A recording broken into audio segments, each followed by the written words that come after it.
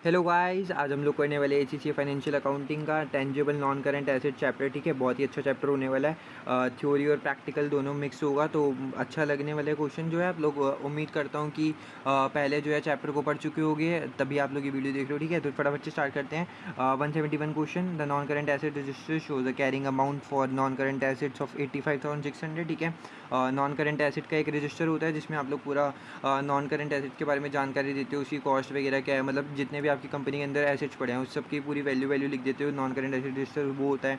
और general ledger account में आपकी कॉस्ट बैलेंस इतना है और एक्यूमुलेटेड डेप्रिसिएशन इतना है, तो आपको बताना है डिस्क्रिपेंसी। ठीक है, तो अगर मैं आपको यहाँ पे थोड़ा सा रफ वर्क में लेके जाऊँ तो देखो, हमारे को दो चीज़ें के बारे में बताया हुआ है। एक तो हमारा नॉन करंट एसेट का रजिस्टर और एक आपको बताया हुआ लेजर का अमाउंट। ठीक है, दोनों का अगर हम कैरिंग अमाउंट देखें, नॉन करंट एसेट रजिस्टर का हमारा जो है कैरिंग अमाउंट दे रखा है, सी ए लिख दूंगा मैं, सी ए का मतलब कैरिंग अमाउंट। ठीक है, 85,600 दे रखा है। और लेजर का आप लोगों को देखो 185,000 कॉस्ट है और डिप्रिसिएशन 55,000 है। तो कैरिंग अमाउंट निकालने के लिए पहले आप दोनों को माइनस करोगे, 185 और 55 को माइनस कर लो तो 130,000 आ जाता है। तो लेजर के अकॉर्डिंग आपका जो नॉन करंट एसेट्स का बैलेंस है वो 130,000 होना चाहिए और नॉन करंट एसेट के 85,600। लेकिन आपको पता है हमारी कंपनी है कि एसेट तो मतलब दोनों की सेम होनी चाहिए लेकिन अलग अलग है। तो ये जो डिस्क्रिपेंसी है, ये जो दोनों के बीच में फ़र्क आ रहा है, उसको हमें सॉल्व करना है और हमें ऑप्शन दे रखे हैं सारे के सारे। तो इससे आपको देखना है कि दोनों में किससे जो है हमारा जो है मामला सॉल्व होगा। पहला ऑप्शन पढ़ते हैं कि आप लोग ओमिशन का मतलब होता है भूल गए। तो अगर आपने addition of land costing 30,000 from the ledger account and the omission of disposal of an asset from the register. ठीक है, आप लोग लैंड जो था आपका 30,000 रुपये का था, वो आप लोग लेजर में लिखना भूल गए। ठीक है, तो अगर लेजर में लिखना भूल गए तो आप लिख दो लेजर में। अगर आप 30,000 का लैंड लिख दोगे तो 30,000 से लेजर बढ़ जाएगा। और आप डिस्पोजल एसेट का भूल गए रजिस्टर से, 25,600 कॉस्ट थी और एक्यूमुलेटेड डिप्रिसिएशन था 11,200। वापस से कैरिंग अमाउंट निकालो पहले तो। 25,600 आपकी कॉस्ट थी, 11,200 आप लोगों डिप्रिसिएशन थी, तो 14,400 का आप लोगों ने जो है एसेट सेल किया। अगर एसेट सेल करोगे तो आपका एसेट कम होगा, तो आप लोग यहाँ से सेल कर दो। आप ये भूल गए थे करना।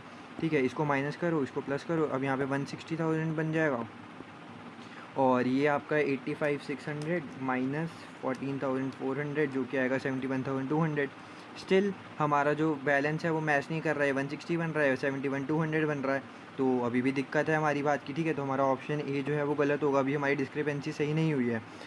तो आगे पढ़ते हैं, क्वेश्चन ऑप्शन बी पढ़ते हैं। Omission of the revaluation of asset upward bye 16,600 and the depreciation charge of 20,000 from the ledger account and the emission of the disposal of an asset with a carrying amount of 41,000 from the register। ठीक है, तो पहले अगर हम यहाँ पर देखो normal तरीके से बात करते हैं कि आप लोगों ने डिस्पोजल ऑफ एसेट जो है कैरिंग अमाउंट उसका 41,000 रजिस्टर में से रिकॉर्ड नहीं किया। डिस्पोज करा है, एसेट कम होगा और रजिस्टर में से नहीं किया, तो आप एक काम करो, डिस्पोज करके दिखा दो। ये हमारा पिछले वाले क्वेश्चन की अगर हम ये चीज़ें हटाएँ, 130,000 तो हमें ऑप्शन में क्वेश्चन में दिया ही हुआ था। ठीक है, तो ये उतना ही रहेगा। लेकिन अब हमने जो है क्या किया था, ओमिशन कर दिया था, मतलब डिस्पोजल ऑफ एसेट्स हमने नहीं दिखाए थे 41,000 के रजिस्टर में से। तो करके दिखा दो 41,000 के, इसको माइनस कर देना। तो अब आपका आना चाहिए 85,600 माइनस 41,000, तो 44,600। और आपने लेजर में क्या दिक्कत कर दी थी, लेजर में आप लोगों ने बताया था एक एसेट अपवर्ड है 16,600 का और डिप्रिसिएशन चार्ज है 20,000 रुपये की। आपने ये जो है ओमिशन कर दिया था, मतलब नहीं दिखाया था। देखो, अगर एसेट अपवर्ड है 16,600 का तो एसेट आपका बढ़ जाएगा 16,600 से। और आप लोगों ने डिप्रिसिएशन चार्ज जो है वो नहीं दिखाया था, तो 20,000 रुपये की डिप्रिसिएशन की वजह से आपका एसेट जो है वो कम हो जाएगा। अब अगर आप इसको पूरा सॉल्व करोगे तो आपका आंसर देखो 130,000 प्लस 16,600 माइनस 20,000, ये आ गया 126,600। अभी भी देखो आपका ऑप्शन यहाँ पे 44,600, यहाँ पे 126,600, अभी भी आपकी डिस्क्रिपेंसी सॉल्व नहीं हुई, तो मतलब आपका ये जो भी ऑप्शन है वो भी आपका सही आंसर नहीं होगा। ठीक है, तो अगर हम आगे चलते हैं, option number C, omission of disposal of an asset from the ledger account. आप लोग लेजर में से एक डिस्पोजल को रिकॉर्ड करना भूल गए हो जिसकी कॉस्ट थी 25,600 और डिप्रिसिएशन इतना, तो वही वापस कैरिंग अमाउंट निकालोगे, वही दोनों को माइनस करो, कॉस्ट और डिप्रिसिएशन 14,400 आ जाएगा। तो आप लोगों ने लेजर अकाउंट में से करना भूल गए हो, तो एक काम करो, पहले डिस्पोजल को दिखा दो 14,400। ठीक है, लेजर में से था ना, येस लेजर में से था।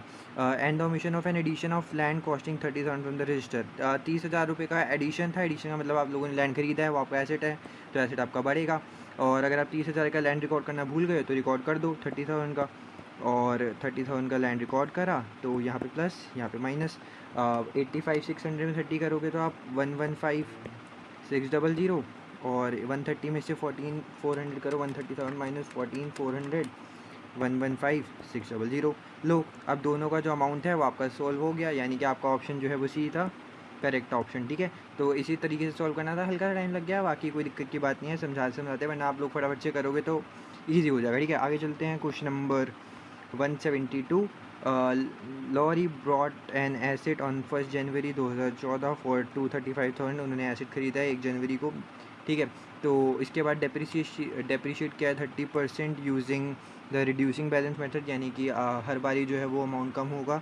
On 1 January 2017 Laurie revalued the asset to 300,000। तो बेसिकली यहाँ पर हो क्या रहा है, अगर आप देखो तो अगर हम यहाँ पे थोड़ा सा आगे चलें, देखो 1 जनवरी 2014 की बात है, 20x4, और ये कितने टाइम तक चल रहा है, 1 जनवरी 2017 तक। ठीक है, तो 14 पूरा साल गया, 15 भी पूरा साल गया, 16 भी पूरा साल गया। ठीक है, तो 3 साल अभी हमारे टोटल लगे हैं, और 1 जनवरी को उसने जो रिवैल्यू कर दिया 300,000 के अंदर कर दिया। ठीक है, तो ये नेक्स्ट ईयर हमारा स्टार्ट हुआ है, तो इसमें हमारी डिप्रिसिएशन नहीं लगेगी, इन 3 साल की डिप्रिसिएशन लगेगी।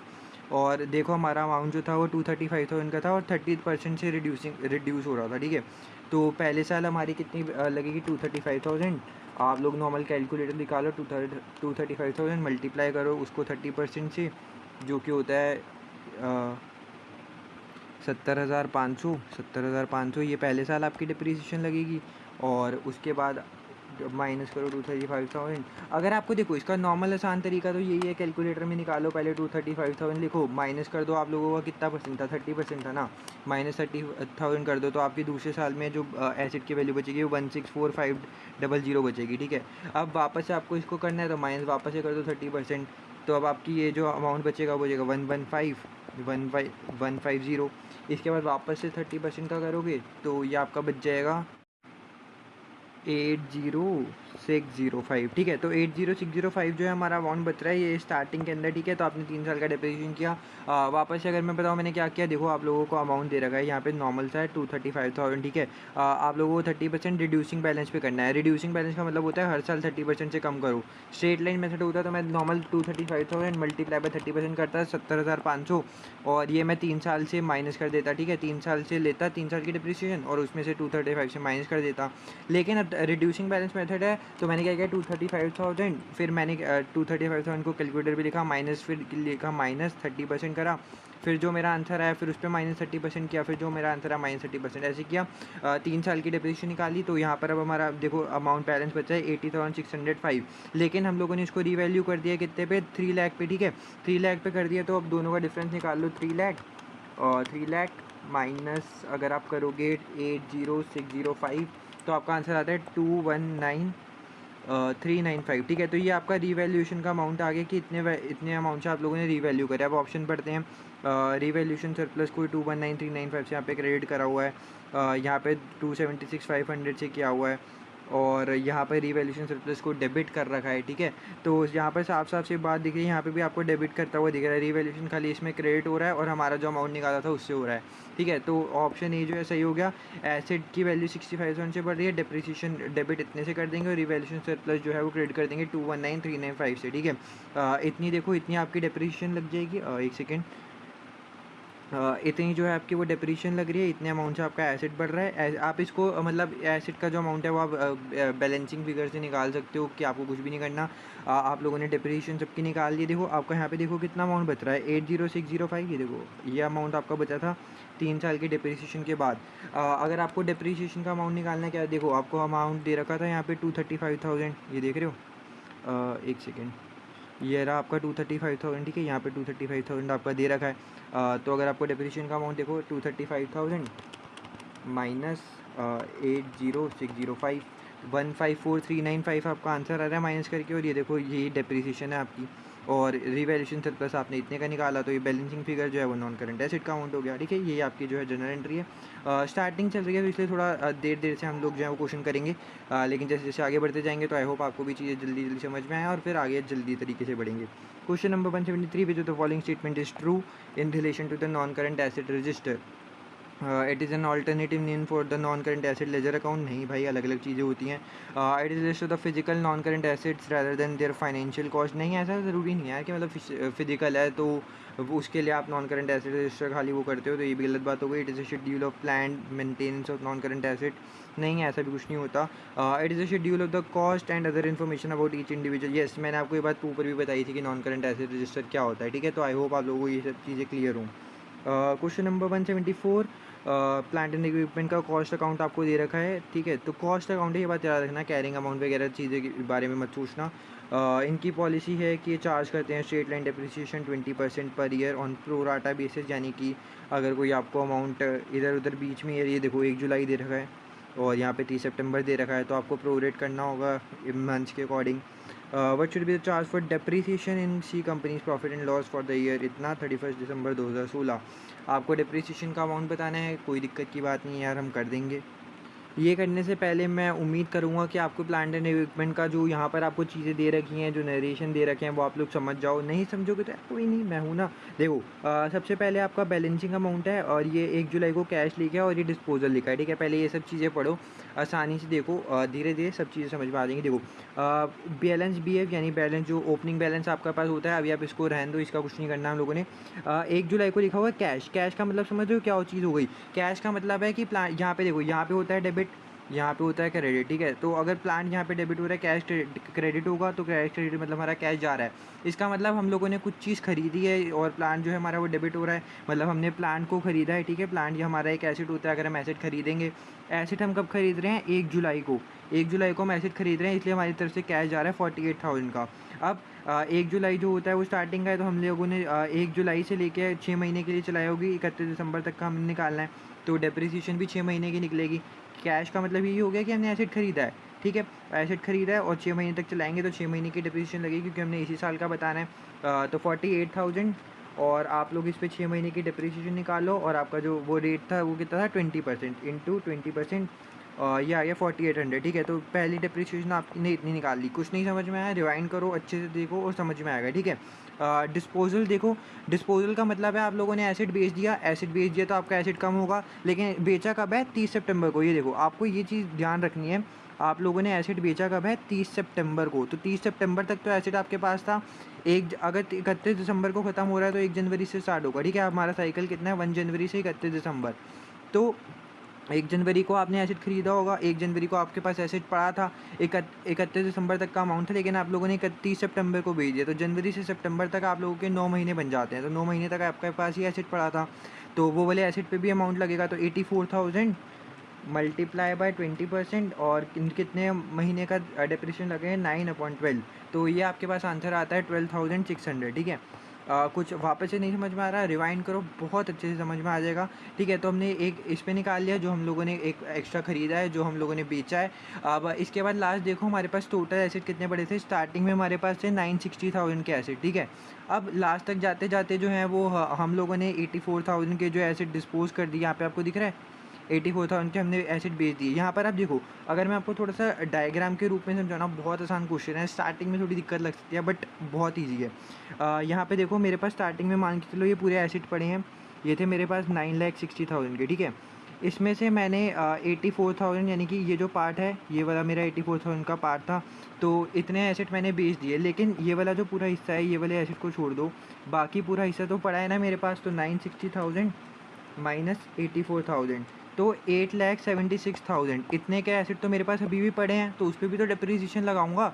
तो 8,76,000 और मल्टीप्लाई बाय कर दूंगा 20% से, क्योंकि, और मैं इसके बाद कोई मंथ नहीं लगाऊंगा, क्योंकि ये वाले एसेट्स का मेरे को कुछ बताया नहीं है, मैंने इसको सेल करा है, परचेज़ करा है, तो मतलब पूरे साल मेरे पास एसेट्स पड़े हैं। तो मैं इसका जो लगाऊंगा डिप्रिसिएशन, तो वो आएगा 175,200। आई होप आपको समझ में आ गया 175,200। अब देखो, मैंने ये दो चीज़ें का अमाउंट निकाल लिया था, 4800, देखो अब सबको ऐड कर दो, 175,200 प्लस 4800 प्लस 12,600, तो आपका टोटल अमाउंट बनता है 192,600। आई होप आपको चीज़ें क्लियर है, नहीं है तो वापस एक बार रिवाइंड करो, बहुत अच्छे समझ में आ जाएगा। कोई मुश्किल क्वेश्चन नहीं है, ठीक है। आप लोग ऐसी अगर आप देखोगे ना क्वेश्चन पढ़ेगी कि भाई इसमें आप डिप्रिसिएशन कैसे निकालेंगे, तो शुरू में मुश्किल लगेगा, लेकिन आपको पता है कॉन्सेप्चुअल क्लैरिटी लेनी है, क्योंकि पूरा पेपर ही कॉन्सेप्ट वाइज आता है। तो अगर आपको ये कॉन्सेप्ट पता होगा तो आप क्वेश्चन बहुत अच्छे तरीके से कर लोगे। ठीक है, वापस से बताता हूँ। कैश का मतलब है कि आप लोगों ने यहाँ पे कैश है तो इसका मतलब आप लोगों का प्लांट इक्विपमेंट बढ़ रहा है क्योंकि वो डेबिट हो रहा है। प्लांट बढ़ेगा तो आप लोगों को 1 जुलाई को आपने कोई मान लो एसेट खरीदा है तो 1 जुलाई से लेकर दिसंबर तक आप उसकी डेप्रिसिएशन लगाओगे। अब डिस्पोजल का मतलब आप लोगों ने एसेट बेचा है 30 सितंबर को, लेकिन 1 जनवरी से 30 सितंबर तक तो आपके पास ही एसेट था, तो तब तक की डेप्रिसिएशन लगाओगे उस पर। एक इस पर चार्ज कर ली, एक इस पर चार्ज कर ली। अब टोटल ओवरऑल एसेट हमारे पास खाली इतने ही थोड़े से, बाकी और भी तो एसेट थे जो खरीदा बेचा उस पर तो लगा दी, लेकिन जो बाकी के एसेट्स पड़े थे वो मैंने आपको बता दिया कि क्या सीन कर रहा है यहाँ पर, ठीक है। तो उसके हिसाब से सबकी हमने डेप्रिसिएशन निकाल ली। आगे चलते हैं question number 175। What amount should be capitalised for the plant in Z companies accounting period, ठीक है, हमने कैपिटलाइज करना है। इजी क्वेश्चन, देखो कॉस्ट ऑफ प्लांट हम लोग करते हैं इंक्लूड, डिलीवरी टू फैक्ट्री ये भी डायरेक्ट कॉस्ट है तो हम इसको भी कर लेंगे। 1 year warranty covering break down, ठीक है, तो अगर आप लोग ब्रेक डाउन की वारंटी को कवर कर रहे हो तो ये मशीनरी से देखो हम लोग क्या क्या चीज़ें रिकॉर्ड करते हैं एसेट के अंदर जो मतलब एसेट को वर्किंग कंडीशन तक ला सके। तो अगर 1 ईयर वारंटी नहीं दोगे तो क्या एसेट चलेगा? नहीं चलेगा तो सही, तो ये एसेट की उसमें कैपिटलाइज नहीं होगा।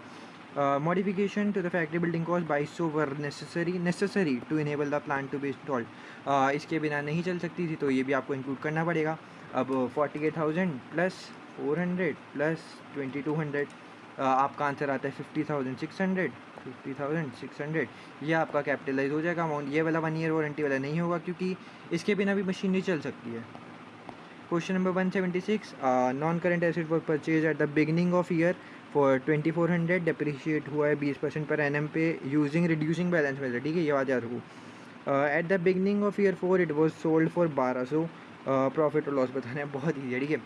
देखो मैं आपको यहाँ पे ना लिख लेते हैं ईयर 1, ईयर 2, ईयर 3, ईयर 4, ठीक है। ईयर 4 के बिगनिंग में लगा दिया तो मतलब इन टोटल 3 साल में लगेगा। 2400 जो था ईयर 1 में था, तो आप लोग डेप्रिशिएट करो 20, कैलकुलेटर निकालो, 2400 माइनस 20% लिखो।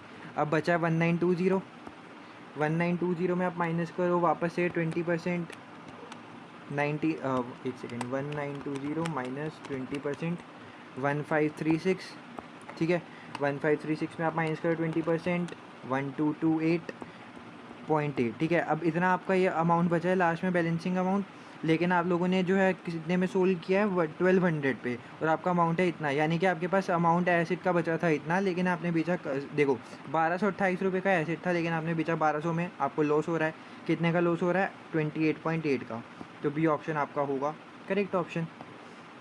A business non-current asset had a carrying amount of 1,25,000, an asset which had cost 12,000 was sold for 9,000 at a profit of 2,000। ठीक है, देखो क्या है, आपको नॉन करेंट एसेट का कैरिंग अमाउंट दे रखा है बिजनेस का। एक एसेट था जो कि 12,000 का था, उसको सोल्ड कर दिया है 9,000 में, और उसके पे प्रॉफिट कितना मिला है? 2,000 रुपये का। तो इसको हम या तो लेजर बना के कर सकते हैं या तो आप नॉर्मल तरीके से कर लो। सबसे पहले देखो, अगर आप लोग ओपनिंग अमाउंट देखोगे या फिर मतलब कैरिंग अमाउंट देखोगे तो वो है 125,000, ठीक है, 125,000 का ओपनिंग अमाउंट है। उसके बाद आप लोगों ने 12,000 रुपये का जो एसेट का कॉस्ट था उससे करा है, तो आप कॉस्ट मत देखो। अगर हम सब कुछ कैरिंग अमाउंट से देख रहे हैं तो आप लोग कैरिंग अमाउंट ही देखो। 12,000 का था, हम लोगों ने 9,000 में सेल करा और प्रॉफिट कितना मिला? 2,000 रुपये का। तो 9,000 रुपये में सेल करा, 9,000 रुपये में अगर आप सेल करोगे तो आपसे उससे पैसा आएगा आपको बताने की नॉन करेंट एसेट्स की क्या वो बनेगा कैरिंग अमाउंट। तो अगर 125,000 कैरिंग अमाउंट था, 9,000 का एसेट आप लोगों ने बेचा तो वो प्रोसीड होगी 9,000 की प्रोसीड, और 2,000 रुपये का आप लोगों ने प्रॉफिट कमाया, तो प्रॉफिट जो है वो आप नॉन करेंट एसेट्स में से माइनस करते हो तो वो होगा 2,000 रुपये माइनस। तो अब आपका मोटा मोटा जो है वो 7,000 रुपये बचेगा। अब ये जो 7,000 है वो आप इसमें से माइनस कर दो, 125,000 में से 7,000 माइनस करा, बचा 118,000, और ये आपका आंसर बनेगा रिवाइज कैरिंग अमाउंट। कोई दिक्कत की बात नहीं है, नॉन करेंट एसेट का नॉर्मल आप लेजर बना के भी कर सकते हो, ठीक है, कि अगर आप लोगों को बताया लेजर है, ये सब ओपनिंग बैलेंस है, प्रॉफिट को इतना कर दिया, सोल्ड इतने में कर दिया। देखो 9,000 का आपने सोल्ड करा है, देखो एसेट देखो, अगर आप सोल्ड करोगे तो आपका एसेट कम होगा, ये बात क्लियर है। 9,000 रुपये से सोल्ड होगा, ठीक है, 9,000 रुपये से आपका एसेट कम होगा, लेकिन 2,000 रुपये का उसमें से प्रॉफिट भी तो था, तो 2,000 रुपये उसमें से हटा दिया, तो -9 + 2 कर दो या +9 - 2 कर दो, बात सेम ही पड़नी है, ठीक है। तो इससे क्या होगा, आपका 7,000 रुपये से जो है वो कम हो जाएगा, और नॉन करेंट एसेट रजिस्टर में अब रिवाइज अमाउंट कितना बचेगा? 118,000। ओके, आगे चलते हैं question number 178। W company bought a new printing machine from abroad. The cost of machine was 80,000. Installation cost इतनी थी. इंस्टॉलेशन कॉस्ट जो है वो कैपिटलाइज होती है, ठीक है. हमें क्या बताना है, कॉस्ट ऑफ मशीन बतानी है. तो इंस्टॉलेशन कॉस्ट तो ऐड होगी. एम्प्लॉय ने रिसीव करी training on how to use the machine, और एम्प्लॉय को ट्रेनिंग देते हैं. तो ये ज़रूरी नहीं होता कि आपको पता ही है बिना एम्प्लॉय के ट्रेनिंग दिए भी मशीन चल सकती है. सारी चीज़ें हमें वो रिकॉर्ड करनी पड़ेगी जिनकी वजह से जो एसिड है वर्किंग कंडीशन में आता है, ठीक है. तो एम्प्लॉयज़ को अगर ट्रेनिंग नहीं दोगे तब भी मशीन तो चलेगी ना, तो वो डायरेक्ट कॉस्ट नहीं है, डायरेक्ट कॉस्ट ओनली ऐड होती है. उसके बाद before using a machine to print customers orders pre production safety testing was undertaken at. Yes, इसके लिए हमने सेफ्टी टेस्ट किया है. सेफ्टी टेस्ट के लिए बिना मशीन नहीं चल सकती थी कि मशीन सब सही चल रही है नहीं. तो देखो, एक 80,000, एक 5,000 और एक 1,000, तो तीनों का ऐड करो. 80 + 5 + 1 86,000. ये आप जो कॉस्ट है वो मशीन की कॉस्ट में मानोगे. ये जो है आपका वो अलग से एक्सपेंस में शो हुआ, ठीक है. आगे चलते हैं. Question number 179. Non current asset was disposed for 2200 during the last accounting year. It had been purchased exactly 3 years earlier for 5,000 with a residual value of 500. Residual scrap value, ठीक है, same बात है. And had been depreciated on reducing balance at the 20% per annum. आपको profit या loss बताना है. 3 साल पहले का अमाउंट देखा है आपको. 3 साल पहले मान लो 5,000 रुपये में ख़रीदी थी. अब 1 साल बीत गया, 2 साल बीत गए, 3 साल बीत गए, ठीक है. अब आप यहाँ पे स्टेज पे खड़े हो और अब आपकी जो डिस्पोज करा आपने 2200 में करा है, ठीक है. तो पहले आपको ये निकालना पड़ेगा 5,000 से लेके 2200 के बीच में आपने कितना डिफरेंस डिप्रिसिएशन निकाली. आप लोग 5,000 माइनस, देखो सबसे पहले आपको रेजिडुअल वैल्यू भी दे रखी है, और आप लोगों को पता है कि रेजिडुअल वैल्यू का आपके जो इस अमाउंट के अंदर जो है वो ज़्यादा कुछ वो होगा नहीं. या देखो 2200 है और 5,000, ठीक है. रेजिडुअल वैल्यू को देखो 500 रुपये है. तो आप लोग ये मत करने लग जाना कि यार स्टार्टिंग में आप डिप्रिसिएशन कैलकुलेट करते वक्त स्क्रैप वैल्यू को भी ऐड कर दो. रिड्यूसिंग बैलेंस मेथड है, आपको पहले ही बता रखा है, ठीक है. तो अगर रिड्यूसिंग बैलेंस मेथड है आपको कुछ भी नहीं करना है, बहुत ईजी है. आप लोगों को पता है कि स्टार्टिंग में 5,000 थी. आप लोग कैलकुलेट करो 5,000 माइनस 20% पहले साल की, फिर माइनस 20% करो दूसरे साल की हो जाएगी, फिर माइनस 20% करो. तो आपका अमाउंट बचेगा 2560, ठीक है. 2560 जो है वो आपका अमाउंट बच रहा है. और आपने देखो 2560 आपकी बन रही थी, लेकिन आपने बेचा कितने में, 2200 में. तो आपको साफ साफ पता चल रहा है कि आप लोगों को क्या हुआ है, लॉस कितने का, 360. ये ऑप्शन करेक्ट ऑप्शन. आगे चलते हैं. Question 180. At the end of the financial year, ये सब नॉन करेंट एसेट थे. लैंड एंड बिल्डिंग की कॉस्ट इतनी थी, एक्यूमुलेटेड डिप्रिसिएशन इतनी थी. Decided to revalue its land and building at the year end to $15 million. What will the value of revaluation surplus if the revaluation is, revaluation normal कर दिया है, ठीक है. तो आपको कुछ भी नहीं बताना. देखो सबसे पहली बात, कॉस्ट और डेप्रिसिएशन निकाल के आप लोग इसी कैरिंग अमाउंट निकाल दो.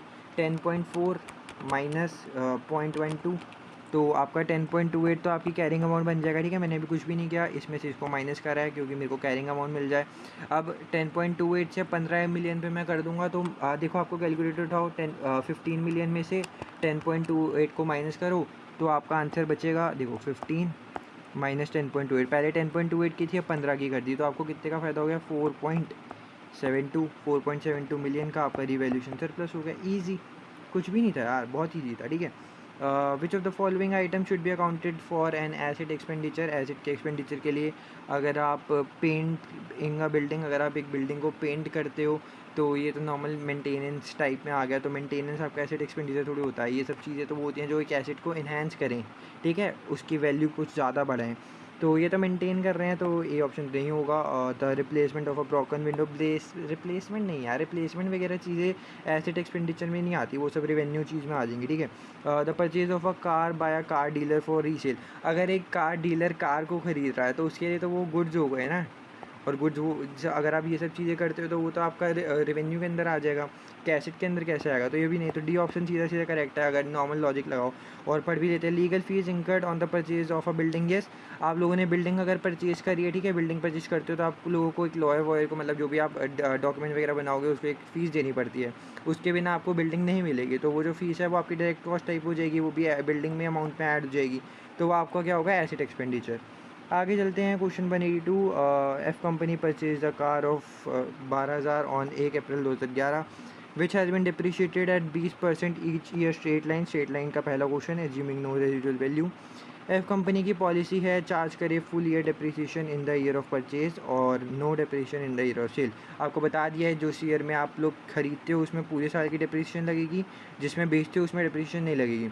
The car was traded in for a replacement vehicle on 1 August 2014 for an agreed figure of 5,000। और आपको प्रॉफिट और लॉस में बताने हैं on the disposal of the vehicle for the year ended 31 दिसंबर 2014। ठीक है, आपको 31 दिसंबर 2014 की बताना है। आप लोगों ने 1 अप्रैल को ख़रीदा है, 1 अप्रैल 2011। ठीक है, तो और आपको बताना कब का है, 31 दिसंबर 2014। अब देखो पहले वाले साल में आपकी पूरी डिप्रीशिएशन, देखो आप लोग पहले डिप्रीशिएशन का अमाउंट निकालो 12,000, और आपको कोई रेजिडुअल वैल्यू तो नहीं दी हुई ना। ठीक है, तो रेजिडुअल वैल्यू नहीं दी तो 12,000 और 20% डिप्रीशिएशन होगी, तो ये हो गया 2400। ठीक है, हर साल आपकी 2400 डिप्रीशिएशन लगेगी। पहले साल 2400 लग गई, 20x2 में भी आपकी 2400 लगेगी क्योंकि आपका स्ट्रेट लाइन चल रहा है। 20x3 में भी जो है वो 2400 लगेगी, और ये 20x4 में नहीं लगेगी क्योंकि आपको पता है जिस साल आप मशीन बेचोगे उस साइड आपको नो डिप्रेशन यहाँ पे लिख रखा है, तो हम यहाँ पे कुछ नहीं करेंगे। उसके बाद कार को हमने ट्रीट कर दिया था फिगर पे 5,000 पे। पहले आपको हम कैरिंग अमाउंट निकालते हैं, टोटल 12,000 की थी, जिसमें से 2400 माइनस करो वापस से 2400 माइनस 2400, तो ये आपका अमाउंट बचता है 4800। ठीक है, 4800, और आप लोगों ने बेची कितने में, 5,000 में, तो आपको जो है वो फ़ायदा दिख रहा है साफ साफ 200 रुपये का। तो डी ऑप्शन जो आपका करेक्ट हो गया। प्रॉफिट आपका आ रहा है 200 का। ठीक है, आगे चलते हैं। Question number 183। At 30 September 20x2 the following balances existed in the records of Lambda company. Plant equipment का कॉस्ट इतना था, एक्यूमुलेट डिप्रेशन इतना था। Okay, during the year ended 30th September 20x3 plant है with a written down value of इतना, was sold for 49,000.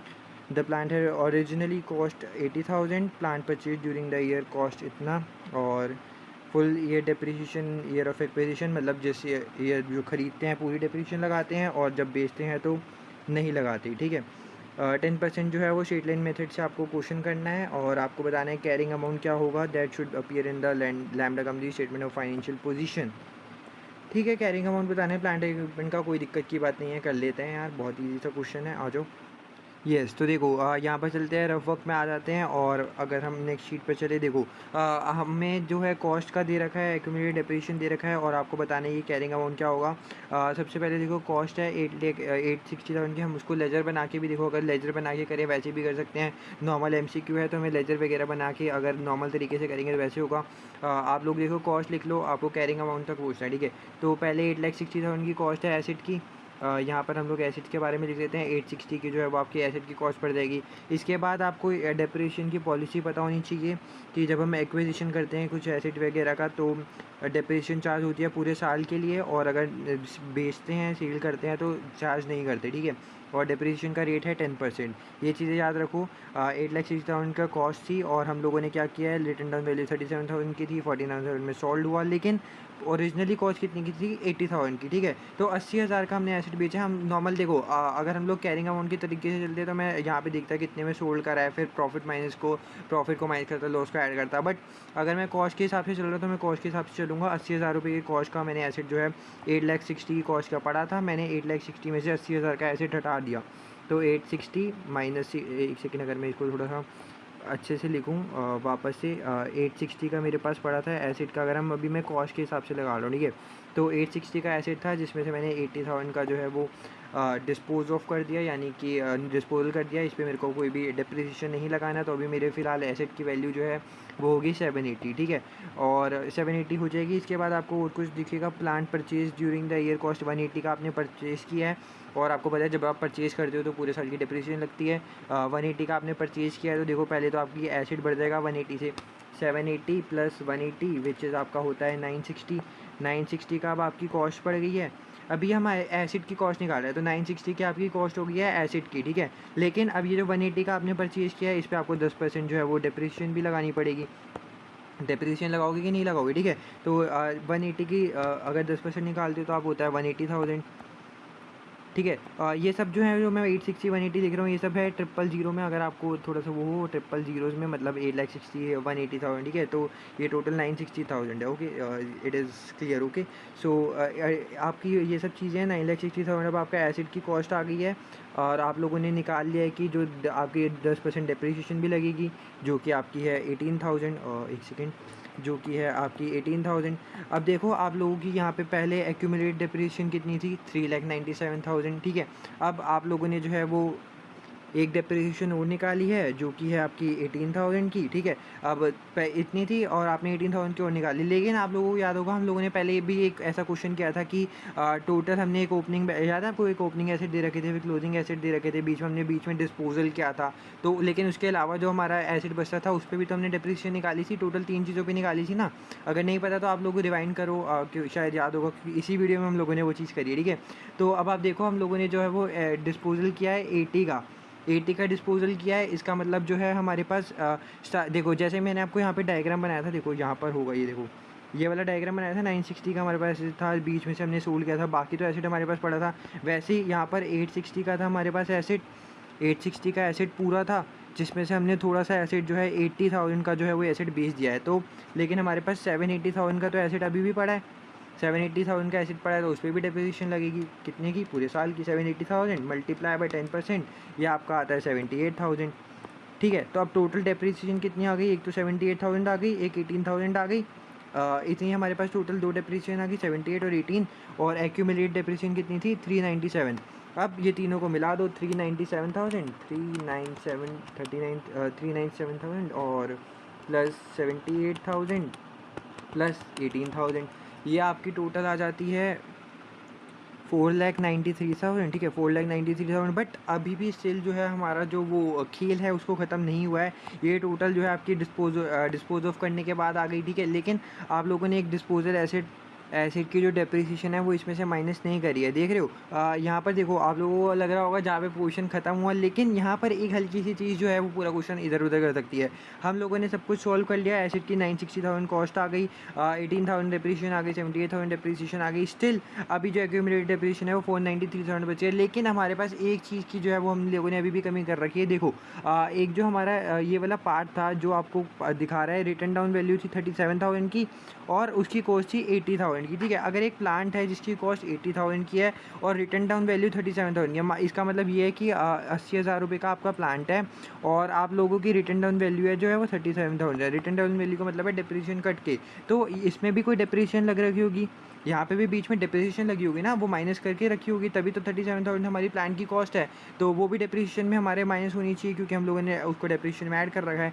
तो अगर 37,000 की भी रिटर्न डाउन वैल्यू है तो 80 और 37 इन दोनों को माइनस करो, 80 माइनस 37 विच इज़ 43,000, ठीक है। तो 43 देखो अब 493,000 हमारी टोटल एक्यूमुलेटेड डेप्रिसिएशन बन रही है। लेकिन ये जो 43,000 की डेप्रिसिएशन है यहाँ पे आपको दिख रहा है कि हम लोगों ने उसको भी कर रखा है, तो उसमें पहले डेप्रिसिएशन में से हटाना पड़ेगा।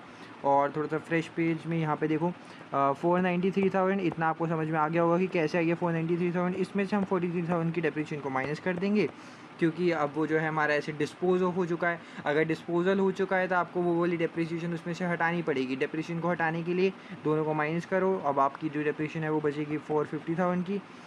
ये जो है आपकी वो डेप्रिसिएशन जो बच रही है वो है क्या कहते हैं, एक्यूमुलेटेड डेप्रिसिएशन। और आपकी जो कॉस्ट है वो बच रही थी 960,000।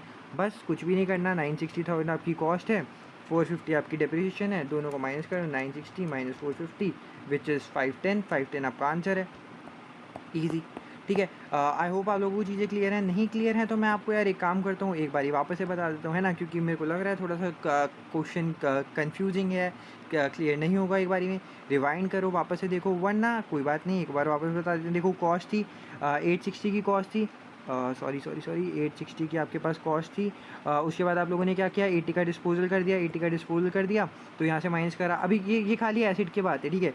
एसिड में 80 माइनस हुआ तो एसिड कम हो गया, 780 का बचा, आपने 180 का एसिड परचेज़ किया, अब आपके एसिड की वैल्यू 960,000 हो गई, इतने में कोई दिक्कत नहीं होगी। उसके बाद 1,180,000 का आप लोगों ने जो था वो एसिड डिस्पोज किया डिस्पोजल में। आपको पता है यहाँ पे देखो देखा है कि जब भी डिस्पोज करते हो तो आप जो है वो नहीं अगर परचेज़ करोगे तो पूरे साल की लगानी है, डिस्पोजल में आपको नहीं करना। तो आप लोगों ने यहाँ पे ऐसे ही किया, 180 की परचेज़ किया, जब परचेज़ करोगे तो पूरे साल का डेप्रिसिएशन लगेगा, 18,000 की डेप्रिसिएशन वो हो गई। और उसके बाद आप लोगों ने यहाँ पर वो करा तो आप लोगों की डेप्रिसिएशन इतनी बन गई, 18,000 आ गई। और उसके बाद आप लोगों ने बाकी एसिड देखे कि आप पहले तो 860 की टोटल एसिड से 860 में से आप लोगों ने 80 की डिस्पोज कर दिया, बट 780 के एसिड अभी भी पड़े हैं, उसकी आपने डेप्रिसिएशन निकाली, वो आ गई आपकी ये 78,000, ठीक है, एक 78,000 हो गई, एक 18,000 हो गई। फिर आप लोगों ने देखा कि आपकी एक्यूमुलेटेड डेप्रिसिएशन 397 है, आप लोगों ने इन दोनों को ऐड कर दिया, 397, 78 और 18,000, आपकी 493 एक्यूमुलेटेड डेप्रिसिएशन आ गई। लेकिन आप लोगों ने ये देखा कि यार आपकी प्लांट की जो कॉस्ट है, यहाँ पर देख रहे हो कि 80,000 का प्लान था और उसकी रिटर्न डाउन वैल्यू थी 37,000, मतलब यहाँ पे भी डेप्रिसिएशन है, जो कि आप लोगों ने सेल करने के बाद आपको डेप्रिसिएशन हटानी पड़ेगी, क्योंकि अगर एसिड ही नहीं रहा तो डेप्रिसिएशन कहाँ से रहेगी। डेप्रिसिएशन आप लोगों को डिस्पोजल के बाद हटानी पड़ेगी। ये वाला डिस्पोजल नहीं है कि पता चले आप लोग देख रहे हो ये डिस्पोजल तो नल दे रखा है भैया जब आप एसिड बेचते हो, तो ये वो वाला नहीं है। आप लोगों का एसिड की पहले से ही जो डेप्रिशिएट हो रखा था 43,000 का, तो उसको हमने एक्यूमुलेटेड डेप्रिसिएशन से हटाया यहाँ पर आकर, 493 में से 43,000 माइनस किया, 4,50,000 आ गया। एसिड की कॉस्ट थी आपकी 96,000, 4,50,000 एक्यूमुलेटेड डेप्रिसिएशन, दोनों को माइनस करा, कैरिंग अमाउंट आ गया 5,10,000। ओके, आई होप आपको जो चीज़ें हैं वो क्लियर हो गई होंगी, वरना एक बार वापस रिवाइंड करो, आसान है, हो जाएगा। आगे चलते हैं, question number 184, which of the following statement best describe depreciation. Depreciation को बेस्ट कौन डिस्क्राइब करता है, ठीक है, it is a means of spreading and payment for non current asset. No, it is a decline in the market value of assets. भाई ये थोड़ी होता है। It is a mean of spreading the cost of non current asset over the estimated useful life. Yes, जो भी आपका non current asset है उसकी आप जो लाइफ को स्प्रेड कर देते हो वही होता है डेप्रिसिएशन। डी ऑप्शन बनने की जरूरत ही नहीं है, क्योंकि सी ऑप्शन हमें सही मिल गया है। आगे चलते हैं, question number 185, on 1 January to 2028 Wootton company had a building in its book which cost 500,000 with a carrying amount of इतना। 1 जुलाई 2018 को एसेट की वैल्यू हो गई इतनी। Okay, Wooden company wishes to include that valuation in its book, और Wooden company की accounting policy है कि डेप्रिसिएशन करते हैं वो बिल्डिंग को 2% ऑन स्ट्रेट लाइन बेसिस। आपको बताना है कि डेप्रिसिएशन चार्ज कितनी होगी जो प्रॉफिट एंड लॉस में आएगी 31 दिसंबर 2028 के अंदर। तो आपका जो फाइनेंशियल पीरियड है वो 1 जनवरी से लेकर 31 दिसंबर तक है। आपको फाइनेंशियल ईयर पता चल गया। 405,000 का अमाउंट था, जो कि स्टार्टिंग में देखो 500,000 का जो कॉस्ट थी, कैरिंग अमाउंट इतना था, तो पहले ही स्टार्टिंग में आपकी डेप्रिसिएशन जो है वो आपको पता चल जाएगी। ठीक है, और उसके बाद 1 जुलाई को जो थी वो एसेट की वैल्यू हो गई 6 लाख रुपये। ठीक है, तो स्टार्टिंग में थी 405,000, कैरिंग अमाउंट की बात करते हैं, और जुलाई में आके हो गई 600,000। ठीक है, और डेप्रिसिएशन जो है वो 2% लगी रही है हमारे ऊपर। तो अब हम इस क्वेश्चन को जो है रफ वर्क में यहाँ पे आके सॉल्व कर लेते हैं। यहाँ पे थोड़ा सा बढ़िया तरीके से दिख जाएगा आप लोगों को। देखो, सबसे पहले हम लोगों को ये देखना होगा कि हमारा मेथड कौन सा था, straight line method. Straight line का मेथड का मतलब है कि हमारी कॉस्ट पे जो है वो डिप्रिसिएशन लगती है। तो 500,000 पे हम लोग जो है वो 2% डिप्रिसिएशन देखते हैं, जो कि होता है आपका 500,000 मल्टीप्लाई बाई 2%, विच इज़ 10,000। ठीक है, 10,000, और उसके बाद 1 जुलाई को हम लोगों ने रीवैल्यू करना है, तो हमें खाली 6 महीने का लेना पड़ेगा, 1 जनवरी से लेके जून तक का। ठीक है, तो 1 जनवरी से 30 जून तक का लोगे तो आपका आएगा, इसको 10,000 को 6/12 कर दो मल्टीप्लाई, तो आपका आ गया 5,000। ये आ गया 5,000। ठीक है, स्टार्टिंग में आपकी 5 लाख की कॉस्ट थी, आप लोगों ने उस पर जो है 2% डिप्रिसिएशन निकाल दी और इंटू 6/12 कर दिया। ठीक है, ठीक है, इतना आपने करा, 5,000 रुपये आपके ये आ गए, इतना आपने डिप्रिसिएशन लगा दिया। उसके बाद अब देखो पहले डिप्रिसिएशन कितनी थी। देखो, अगर स्टार्टिंग में देखो 5 लाख का कॉस्ट का था, और आप लोगों को बताया था कैरिंग अमाउंट आपका 405 इतना है, 405,000। तो अगर कैरिंग अमाउंट इतना है, बुक अमाउंट आपकी इतनी है, तो ये जितना बीच में अमाउंट है वो डिप्रिसिएशन होगा। इसका पहले ये भी निकाल लेते हैं, 500 माइनस 405 विच इज़ 95,000। ठीक है, तो अभी तक की स्टार्टिंग की जो 1 जनवरी की है, उस टाइम हमारा एक्यूमुलेटेड डिप्रिसिएशन इतना था 95,000 का। 5,000 का मैं डिप्रिसिएशन और बढ़ा दूंगा 6 महीने का, तो अब मेरा डिप्रिसिएशन जो है वो कितना हो गया, 95,000 पहले था, 5,000 अब बढ़ाया, तो अब हो गया 100,000। ठीक है, यानी कि 1 लाख रुपए का मेरा डिप्रिसिएशन चल गया। यानी कि इसके हिसाब से एक कंक्लूजन निकाला जाए तो कि एसेट की यूज़फुल लाइफ कितनी हो सकती है और कितने ईयर से भी पास हो चुके हैं। देखो, यहाँ पे आपको पता चल गया है कि 95,000 का भी हमारे पास डिप्रिसिएशन जो है वो लग चुका है। 5,000 का भी हमने 6 महीने का निकाला है, ये वाला 5,000। तो टोटल अभी अगर ऑल एंड ऑल अगर हम देखें तो अभी टोटल हमारी डिप्रिसिएशन कितने की लग चुकी है, 100,000 की, और 2% जो है डिप्रिसिएशन पर ईयर लगता है। 5 लाख की आपकी कॉस्ट है, तो इसके हिसाब से स्ट्रेट लाइन के हिसाब से अगर आप 5 लाख पे 2% निकालोगे, इंटू 2% करो कैलकुलेटर पे, 500,000 मल्टीप्लाई बाई 2%, तो आपकी एनुअल डिप्रिसिएशन जो है वो 10,000 रुपये है। ठीक है, 10,000 रुपये है, और टिल नाउ 1 लाख की जो है आपकी लग चुकी है डिप्रिसिएशन, एक्यूमुलेटेड डिप्रिसिएशन। तो अगर आपको देखना हो कितने ईयर्स अभी निकल चुके हैं, 100,000 अपॉन में 10,000, इससे आपको क्या पता चल रहा है कि 100,000 अपॉन 10,000, ये सारे जीरो से सारे जीरो के 10। इसका मतलब ये है कि अभी फ़िलहाल के लिए आपके 10 ईयर्स जो हैं वो निकल चुके हैं, 10 ईयर्स निकल चुके हैं इसका। और अब आपको पता है कि 10 ईयर्स अगर निकल गए तो आपको टोटल कितने निकालने हैं। आपके पास देखो जो मशीन की जो आपकी एसेट है उसका टोटल कॉस्ट थी 500,000। वापस वही सेम चीज़ आपको जो क्या कहते हैं, आपको एक पर एनम जो है वो कितनी डिप्रेशन लगती है, 10,000 रुपये। 10,000 से आप ये सारी चीज़ें हटाओगे तो टोटल लाइफ जो थी वो 50 ईयर्स की थी, जिसमें से 10 साल जो है वो मेरे निकल चुके हैं, ठीक है। 10 साल मेरे निकल गए हैं। 50 साल की मेरी लाइफ थी, तो 40 साल जो है वो फ़िलहाल के लिए भी मेरे पास बच रखे हैं, मेरे पास नहीं, एसिड के पास बच रखे हैं। तो अब इससे आपको ये पता चल गया कि डिप्रेशन कितने अमाउंट के लिए निकालोगे आप लोग। यहाँ पर देख रहे हो ये डिप्रेशन टोटल 1 लाख बन गई थी। अब यहाँ पर देखो आप लोगों ने क्या करा, कॉस्ट निकाली, डिप्रेशन निकाला, और यहाँ पर देखो आप लोगों ने 6 लाख पे वैल्यू कर दी थी ये चीज़ को, 600,000।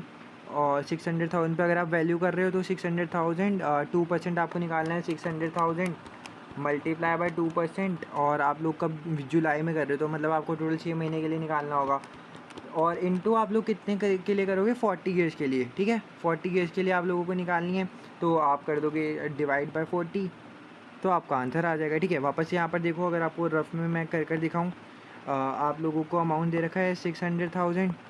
600,000 40 ईयर्स जो थे वो मतलब कुल लगेंगे, ठीक है। और 6 महीने के लिए हम लोगों को निकालेंगे वो डिप्रीशिएशन, और हमारा जो है टोटल अमाउंट कितना निकलेगा, 600,000 अपॉन में 40 मल्टीप्लाई बाय 6 अपॉन 12, तो ये आपका आंसर आ जाता है 7500। 7500 इसका मतलब क्या हो गया कि जब आप रीवैल्यू करोगे तो आपकी इतनी डिप्रीशिएशन लगेगी, और 5,000 डिप्रीशिएशन हमने देखो यहाँ पे निकाली थी, ये वाली डिप्रीशिएशन, ठीक है, ये वाली डिप्रीशिएशन। तो 5,000 ये, और 7500 जो थी ये वाली डिप्रीशिएशन, और इससे जो है आपका आंसर आ जाएगा 7500 प्लस 5000, जो कि होता है 12,500, और यही जो है आपका आंसर हो जाएगा। तो आपको यहाँ पे लिखना डिप्रीशिएशन 12,500।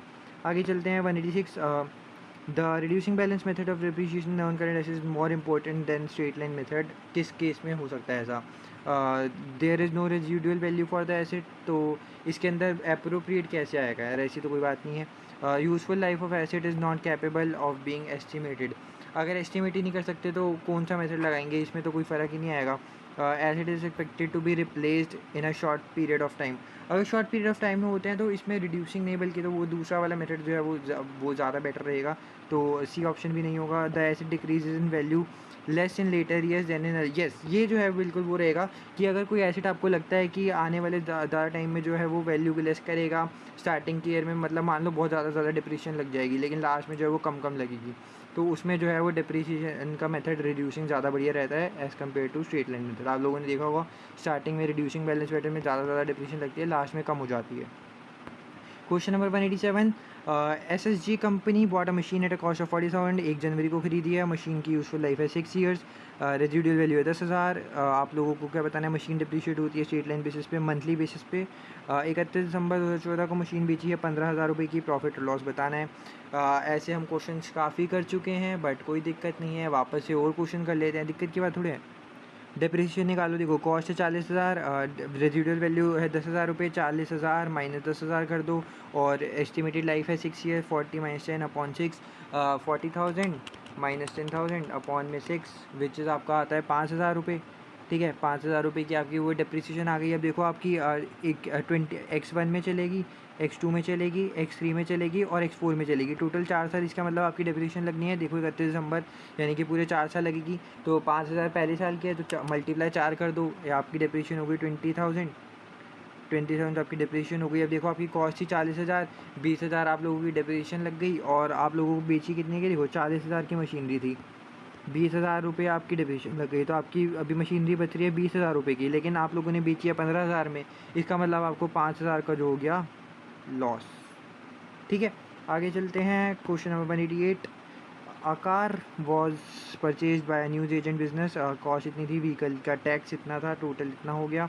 बिजनेस की 31 दिसंबर थी, अकाउंटिंग ईयर एंड था, ठीक है जी। आगे बताइए। The car was traded in for replacement vehicle August 2015 at an agreed value of 5,000। Depreciation होता है 25% पर एनम पे रिड्यूसिंग बैलेंस मेथड में। फुल ईयर डिप्रिसिएशन लगती है परचेज में, और none in the year of sale, ठीक है। ये बात आपको याद रखनी है। प्रॉफिट निकालना है आपको, और प्रॉफिट लॉस निकालना है, और आपको देखो दे रखा है खाली प्रॉफिट यानी कि आपको प्रॉफिट ही होने वाला है। इसको फटाफट सॉल्व करते हैं। आइए देखो, मई 2011 के हिसाब से दिया हुआ है, 2015 का आपको निकालना है। सेल के टाइम आपको कुछ भी नहीं करना, ठीक है। तो देखो X1 का निकालना पड़ेगा, X2 का निकालना पड़ेगा, X3 का निकालना पड़ेगा और X4 का निकालना पड़ेगा। टोटल 4 साल की आपकी डिप्रीशिएशन लगेगी। 10,000 का कॉस्ट है व्हीकल की जो, और ये इतना टैक्स है, तो आप नॉर्मल कॉस्ट पे जो है वो डिप्रीशिएशन लगाओगे। 10,000 कैलकुलेटर हो, 10,000 माइनस आप लिख दो कितना परसेंट है, 25 माइनस 25% एक बारी, फिर दूसरी बारी माइनस, फिर तीसरी बारी और फिर चौथी बारी। तो आपका आंसर जो होगा वो होगा 3164 पॉइंट में 0625 आ रहा होगा, ठीक है। पॉइंट अगर आप इसको हटाना भी चाहो तो दिक्कत की बात नहीं, क्योंकि हमारा आंसर देखो नॉर्मल टर्म्स में दे रखा है। तो आप 3164 माइनस आप लोगों ने कितने में किया है सेल, 5,000 में। 5,000 में से इसको माइनस करो, 1836 आ रहा है, 1836, यस। 10th जो है आपका डी ऑप्शन सही होगा, 1836, ठीक है। आगे चलते हैं। 189 Lee ran a picture framing business and bought a guillotine for 20,000। 1 जुलाई 2017 को उसने एक्सपेक्ट किया था कि यूज़फुल लाइफ होगी 10 साल की, रेजिडुअल वैल्यू 500 की। 1 जुलाई 2018 को रिवाइज कर दिया एस्टिमेट, और now believe the guillotine to have remaining useful life 5 साल की, और रेजिडुअल वैल्यू उसकी कुछ भी नहीं होने वाली। डेप्रिसिएशन बतानी है आपको 30 जून की 2019 की, ठीक है। आपको 17 का भी दे रखा है, 18 का भी दे रखा है, और आपको 19 का जो है वो अमाउंट निकालना है, ठीक है। आइए इसको यहाँ पे रफ वर्क में सॉल्व कर लेते हैं। सबसे पहले आप लोगों को जो है वो पूरा क्वेश्चन की नॉलेज हो। 20,000 जो है आप लोगों को वो दे रखा था, एक सेकेंड, 20,000 रुपये की आपको अमाउंट दे रखा था, जिसमें से 500 रुपये आपकी रेजिडुअल वैल्यू थी। स्टार्टिंग की बात करें, ठीक है, जब 20X7 या 2017 कह लो, उसमें आपको दे रखा था 20,000 की जो अमाउंट था, कॉस्ट था 500 रुपये रेजिडुअल वैल्यू, और 10 साल तक वो उसकी यूज़फुल लाइफ थी। तो अगर मैं इसको कैलकुलेट करूँ 27 - 500 अपॉन 10, तो ये आता है 19,500 अपॉन में अगर मैं 10 कर दूँ, तो ये मेरा आंसर आता है 1950, ठीक है। तो मेरी स्टार्टिंग में डिप्रिसिएशन लगनी चाहिए 1950।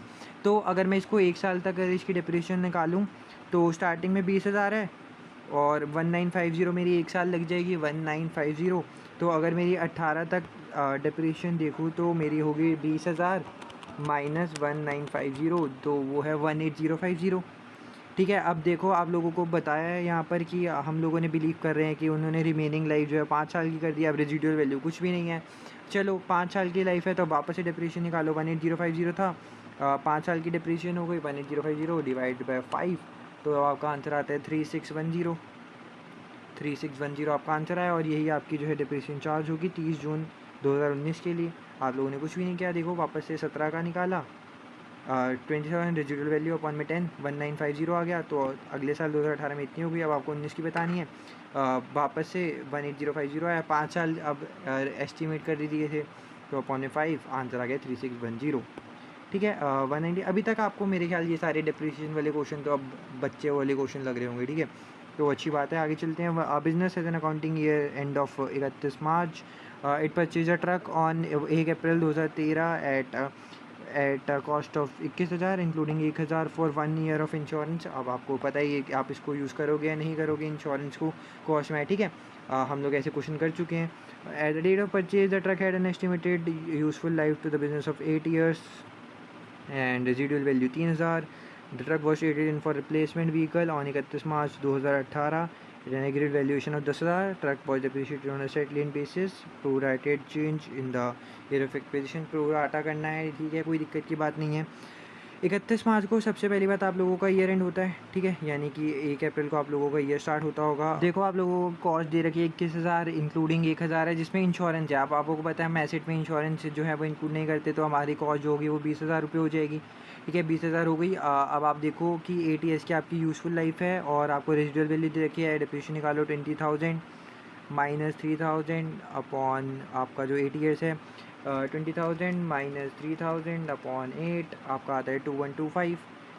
एनुअल डिप्रिसिएशन अब आपको बताना है 20x8 का, तो आपको पूरी x3 x4 x5 x6 और x7, ठीक है। ये 5 साल आपकी जो है वो डिप्रिसिएशन लगने वाली है। x8 लास्ट में ख़त्म हो जाता है, तो पूरा x7 में इंक्लूड हो जाएगा।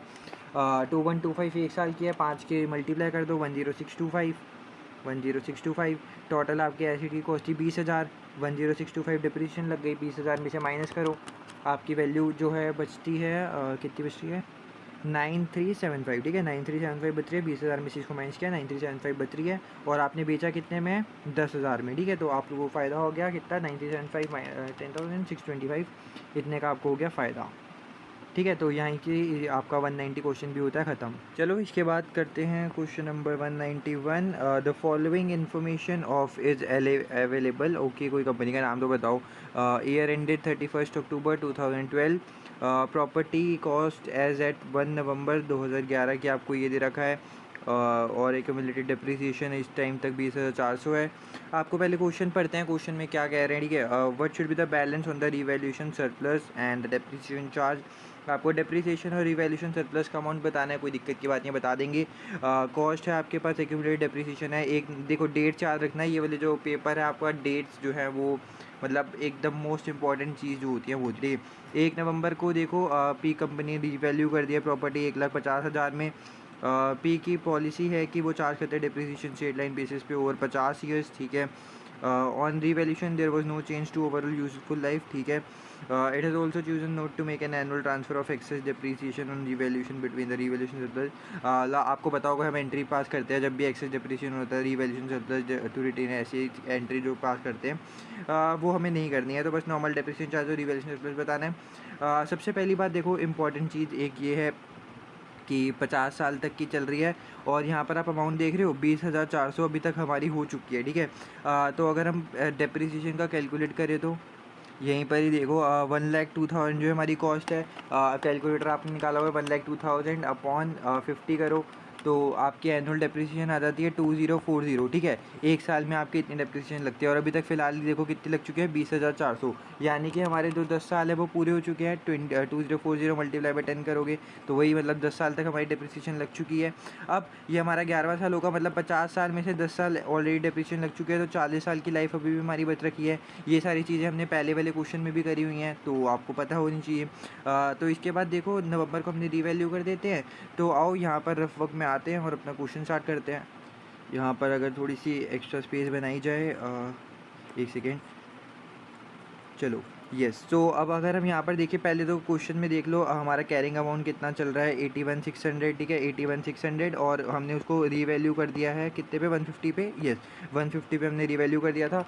दोनों को माइनस कर लो, 150,000 माइनस 81,600, ठीक है। तो हमारा जो रीवैल्यूएशन सरप्लस आ जाएगा वो आ जाएगा 68,400, ओके। इसके बाद अभी हमें क्वेश्चन में क्या क्या दे रखा है, स्ट्रेट लाइन के बेसिस पे दे रखा है, एक्सेस डेप्रिसिएशन हम ट्रांसफर नहीं करते, लेकिन यहाँ पर देखो रिवैल्यूएशन सरप्लस हमारा आ चुका है 68,400 ए ऑप्शन में और सी ऑप्शन में, ठीक है। तो बी और डी तो पहले ही आप हटा दो। अब डेप्रिसिएशन 3750 या फिर 3,000 होने वाली है, ठीक है, सॉरी 3,000 या फिर 3,750 डेप्रिसिएशन निकाल लेते हैं। सबसे पहली बात तो आप लोगों को यहाँ पर हमने जब रीवैल्यू करेंगे 1,50,000 को हम कर रहे हैं कब कर रहे हैं, 1 नवंबर को, ठीक है, 1 नवंबर को हम कर रहे हैं, और हमें बताना है 31 अक्टूबर, ओके। तो पूरे साल की डिप्रिसिएशन लगानी है, बहुत ईजी है। स्टार्टिंग में आपने 150,000 कर दिया है, 150,000, और अब आपकी रिमेनिंग लाइफ कितनी बच गई है, 40, तो 150,000 अपॉन 40 विच इज़ आपका 3,750, तो आपका ए ऑप्शन जो है वो सही हो जाएगा, क्योंकि 3,750 आपकी डिप्रिसिएशन आ गई और रिवैल्यूएशन आ गया 68,400। इजी क्वेश्चन था, ठीक है, ज़्यादा मुश्किल नहीं था। 192 complete the following statement by making one choice. When an entity has revalued a non current asset it is dash to account for excess depreciation. जब भी हम नॉन करेंट एसेट को रीवैल्यू करते हैं तो हमें ज़रूरी है कि एक्सेस डिप्रिसिएशन को ट्रांसफ़र करना है या फिर ऑप्शनल है, ठीक है। तो अभी हमने ऊपर ही क्वेश्चन में करा है, देखो यहाँ पर भी आप लोगों ने दिखा था ना यहाँ पर कि जो है रिवैल्यूएशन का एक्सेस जो है वो भी ट्रांसफ़र नहीं करा हुआ है, वही सेम चीज़ यहाँ पर है। तो आपको पता है कि अगर पिछले में नहीं कहता तो ज़रूरी तो होगा नहीं, तो पहले तो ऑप्शनल हो गया कि ज़रूरी नहीं है, जो भी एक्सेस डिप्रिसिएशन आती है आप लोगों को उसको ट्रांसफ़र करना ही करना है। अगर हम आगे देखें, I think when excess depreciation is accounted for the accounted adjustment is reflected, जब भी हम जो है वो जो अकाउंटिंग इक्वेशन जो एंट्री पास करते हैं उसमें यही होता है ना कि हाँ हम लोग जो एक्सेस डिप्रिसिएशन को ट्रांसफ़र कर देते हैं, वो बीच में पता नहीं क्या ही हो रहा है, कोई दिक्कत की बात नहीं है। तो उसको जो है हम लोग statements of changes in equity में दिखाते हैं, ठीक है। ये आपको नॉर्मल पता है कि रिवैल्यूएशन सरप्लस है, जो रिवैल्यूएशन सरप्लस का एक्सेस अमाउंट है वो हम जो है रिटेन अर्निंग के थ्रू कर देते हैं, तो वो वाली जो एंट्री है वो हम करते हैं statement of changes in equity, जो है उसका इम्पैक्ट पड़ता है। आगे चलते हैं question number 193। On 1 January 2018 Barnstorm company on the building which cost 480,000 with a carrying amount of इतना, ठीक है। तो बीच में आपको जो भी डिफरेंस होगा वो आपकी डेप्रीसिएशन होगी। इस डेट पे बिल्डिंग की वैल्यू इतनी कर दी गई, मतलब रिवैल्यूएशन भी कर दी गई, ठीक है जी। Included valuation its financial statement Barnstorm company's accounting policies to depreciate building at the rate of 2% straight line basis and to make annual transfer, ठीक है। तो एक्सेस डेप्रिशिएशन ट्रांसफर भी करते हैं, इससे आप लोगों को जो भी एक्सेस डेप्रिशिएशन वाला सीन होगा वो भी सब समझ में आ जाएगा। आपको बताना है अमाउंट ऑफ एनुअल ट्रांसफ़र कितना आप एक्सेस डेप्रिशिएशन में ट्रांसफ़र एनुअल करते हो। सबसे पहली बात आप लोग देखो कि 384,000 480,000 कॉस्ट थी और उसके बाद 600,000 कर दी। तो अगर हम पहले मैं कैरिंग अमाउंट निकालूँ तो देखो 480 नॉर्मल वैल्यू थी, हमारी कॉस्ट थी, और उसमें से 384,000 हमारा कैरिंग अमाउंट था। तो जो डिफरेंस होगा वो हमारी एक्यूमुलेटेड डेप्रिसिएशन आएगी, ठीक है। माइनस कर लेते हैं 480,000 माइनस 384,000, जो आपका आंसर आएगा वो आ रहा है 96,000, ठीक है। तो ये मेरी जो है एक्यूमुलेटेड डेप्रिसिएशन बन जाती है। अब आपको पता है मेरे को एक्यूमुलेटेड डेप्रिसिएशन पता है, तो मैं अब देख लेता हूँ कि टोटल लाइफ उसकी कितनी है और अभी तक हम कितना यूज़ कर चुके हैं, ठीक है। तो अगर हम देखें कि 480 देखो 384 है और 384 से हम लोगों ने सीधा 600,000 कर दिया है। तो देखो हम जो हमारा अमाउंट है वो तो 600,000 है, इस पर डेप्रिसिएशन लगेगी। हमें बस नॉर्मल ये देखना है कि हमारे ईयर्स जितने भी रिमेनिंग है वो कितने होंगे, जो भी आंसर होगा वो हमारी डेप्रिसिएशन आ जाएगी। अब हमारे कितने रिमेनिंग ईयर्स है, कितने हमारे टोटल ईयर्स थे, वो सब आपको निकालना पड़ेगा। वो निकालने के लिए देखो आप लोगों ने ये देख लिया कि एक्यूमुलेटेड डेप्रिसिएशन अभी तक कितनी लग चुकी है, 96,000। आपको डेप्रिसिएशन का रेट दिया हुआ है 2%। तो अगर हम नॉर्मल यहाँ पे देख लें कॉस्ट कितनी थी 480,000, तो 480,000 का 2% कितना होता है, 480,000 इंटू 2%, ये आपका होता है 9600, ठीक है। 9600 आपकी एक साल में लग जाती है, तो 96,000 अभी तक लग चुकी है। तो इसका मतलब कितना होगा, आप देखो दोनों को डिवाइड कर लो, या साफ साफ पता भी चल रहा है कि कितने हो जाते हैं, 10 ईयर, ठीक है। तो अभी तक 10 साल हो चुके हैं। तो अब आपको देखना है टोटल साल कितने थे, तो आप नॉर्मल कॉस्ट के ऊपर उसको डिवाइड करोगे तो आपको टोटल साल पता चल जाने वाले हैं। जैसे कि ये 480,000 है, ठीक है, ये आपका 480,000 है, 2% ये था, और आप लोगों ने दिखाया कि 10 साल अभी हो चुके हैं। अगर आपको टोटल ईयर जानने हैं तो वापस से कॉस्ट जो है 480,000, ठीक है, डिवाइड में आप कर दो जो आपकी एनुअल डेप्रिसिएशन 9600 की थी, 9600। अब आपको कुछ नहीं करना, 480,000 अपॉन में 9600, टोटल आ गया 50। तो ये 50 जो है वो टोटल डेप्रिसिएशन लगती थी टोटल ईयर से 50 साल, जिसमें से 10 साल हमारी डेप्रिसिएशन लग चुकी है, तो 40 साल हमारे और बच गए। तो 600,000 अपॉन में 40 कर दूंगा, तो मेरा आंसर आ जाने वाला है, क्या आएगा हमारा आंसर, 15,000, ठीक है। तो 15,000 जो है वो हमारी डेप्रिसिएशन आ गई कि हम लोग कितनी डेप्रिसिएशन लगाने वाले हैं रिवैल्यूएशन के बाद में, ठीक है। अब आप लेकिन देखो हमारा ये काम नहीं था निकालना कि रिवैल्यूएशन के बाद हमारी डेप्रिसिएशन कितनी आ रही है। देखो हमको बताया है कि एनुअल ट्रांसफ़र बताना है, एक्सेस डेप्रिसिएशन बतानी है, ठीक है। अब देखो अब हमारी जो डेप्रिसिएशन लग रही है वो 15,000 है, और पहले जो डेप्रिसिएशन लग रही थी वो कितनी थी, 9600। तो दोनों के बीच में से पहले आप डिफरेंस निकालो, इसको बीच में से जो बाकी चीज़ें लिखी हैं उसको हटा दिया जाए। 15,000 और पहले लग रही थी 9600, तो एक्सेस कितना हो गया 5400 का, ठीक है। 5400 का जो है आपका एक्सेस आ गया, कुछ भी नहीं किया, दोनों को माइनस करा है, ये 15,000 को और 9600 को, दोनों को माइनस किया 5400, और आपको अमाउंट बताना था 5400, ये आपका अमाउंट आ गया, ईजी। एक्सेस डेप्रिसिएशन आ गई। एक्सेस डेप्रिसिएशन कैसे आ गई, पहले आपकी डेप्रिसिएशन इस पर लगती थी, अब लेकिन जो है वो हमने रिवैल्यू कर दिया तो बिल्डिंग की वैल्यू बढ़ा दी, तो अब डेप्रिसिएशन भी ज़्यादा लगेगी। पहले 9600 लगती थी, अब 15,000। एक्सेस कितनी है 5400, ठीक है। आगे चलते हैं, question number 194। Driver company use the revaluation model when accounting for land and buildings, ठीक है। मेक द एनुअल ट्रांसफ़र, ये भी एनुअल ट्रांसफ़र करते हैं डेप्रिसिएशन का। यहाँ पर देखो वो रिवैल्यूएशन रिटेन अर्निंग, ठीक है, वो वाली चीज़ आपको याद रखनी होगी। Following the most recent revaluation driver company calculated the annual amount of excess depreciation was 8,000। ठीक है यार, आपको अमाउंट दे दिया, सब कुछ दे दिया है, आपको पता है रिवैल्यूएशन सरप्लस को डेबिट करते हैं, रिटेन अर्निंग को क्रेडिट करते हैं, और बस इजी है, ठीक है यार, इसमें कोई दिक्कत की बात नहीं है। आपको दिखता है कि आपका जो है वो रिवैल्यूएशन सरप्लस का मतलब क्या होता है कि एक तरह से आप लोगों को फ़ायदा हो रहा है, तो आप लोग इसको रिवैल्यूएशन सरप्लस को जो है वो डेबिट की साइड कर देते हो, रिटेन अर्निंग को क्रेडिट की साइड रख देते हो। 8,000 ये नॉर्मल एंट्री होती है, इसमें आपको देखा जाए तो वो डेबिट क्रेडिट के रूल्स लगाओगे तब भी वही बनता है, और अगर आपको कुछ भी ट्रांसफ़र करना है तो आप ये एंट्री करते हो। तो स्टार्टिंग से ही हम करते आ रहे हैं कि रिवैल्यूएशन सरप्लस को डेबिट करेंगे और रिटेन अर्निंग को क्या करेंगे, क्रेडिट करेंगे। आगे चलते हैं, question number 195, which of the following statement is correct, if the revaluation model is used for property, plant and equipment revaluations most subsequently be made with sufficient regularity to ensure that the carrying amount does not differ materially from the fair value at each reporting point. Yes, एकदम true statement है। यही कह रहे हैं कि लगातार revalue करते रहना चाहिए। मान के चलो एक बारी हमने 2012 में कर दिया तो 2013 में वापस कर लो, एक बारी 15 में वापस कर लो, एक एक 2-2 साल बाद करते रहो, ताकि आपको असली अमाउंट पता चलते जाए कि आपकी बिज़नेस का मार्केट वैल्यू कितना है, कि आप सही रिकॉर्ड कर रहे हो अकाउंट्स में या नहीं कर रहे। Second statement, when an item of property and plant equipment is revalued there is no requirement that that नहीं नहीं नहीं नहीं नहीं नहीं नहीं ये तो फॉल्स हो गई। आप जब भी रिवैल्यूशन करते हो तो ये ज़रूरी है कि उसकी सारी इंटायर क्लास ऑफ एसेट, जैसे कि मान लो आपकी एक क्लास ऑफ एसेट्स है कि सारे एक टाइप के एसेट हैं, ये सारे ना एक टाइप के एसेट हैं एग्जांपल के लिए। तो अगर आप इस एक चीज़ को एसेट को डिप्रिशिएट रिवैल्यू कर रहे हो तो ज़रूरी है कि आपको बाकी सबको भी रिवैल्यू करना चाहिए, क्योंकि ये ज़रूरी नहीं है ना कि भाई एक ही चीज़ की एसेट, अगर सेम टाइप के सारे एसेट है तो एक बढ़ेगा तो बाकी सबकी भी वैल्यू बढ़ेगी ही बढ़ेगी। आगे चलते हैं क्वेश्चन नंबर 196। इसको थोड़ा सा हटा देते हैं, तो तामझाम हमने करा था। ओके, द फॉलोइंग इन्फॉर्मेशन आपको दिया क्वेश्चन में, देखो पहले पढ़ना क्या है, what should be the balance on revaluation surplus और डिप्रिसिएशन बताना है आपको। कॉस्ट दे रखी है, एक्यूमुलेटेड डिप्रिसिएशन दे रखी है, वही सेम चीज़ें हैं, रीवैल्यू कर दिया बस। अब 1,20,000 रुपये, पहले शायद ये दूसरा था। 50 साल भी आपको दे दिए हैं कि टोटल 50 साल हैं, वरना कोई दिक्कत की बात नहीं। सेम क्वेश्चन टेप दिया है। अब आप देखो कि हम लोगों ने वो कर दिया था कि 10 साल इनके निकल गए हैं तो 40 साल और बचे हैं, ठीक है। अगर आप चलो कोई नहीं, वापस करके दिखा देते हैं।